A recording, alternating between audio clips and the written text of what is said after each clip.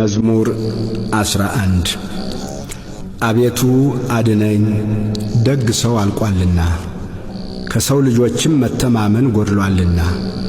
እርስ በርሳቸው ከንቱ ነገርን ይናገራሉ፣ በሽንገላ ከንፈር ሁለት ልብ ሆነው ይናገራሉ።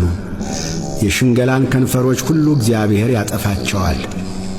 ታላቅ ነገርን የምትናገረውንም ምላሳችንን እናበረታለን።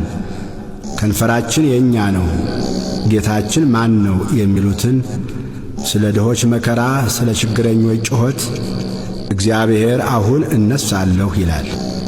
መድኃኒትን አደርጋለሁ፣ በላዩም እገልጣለሁ።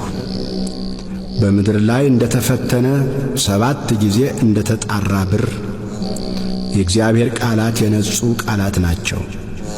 አቤቱ አንተ ጠብቀን፣ ከዚህችም ትውልድ ለዘላለም ታደገን። በሰው ልጆች ዘንድ ምናምንቴ ከፍ ከፍ ባለ ጊዜ ክፉዎች በዙሪያው ሁሉ ይመላለሳሉ።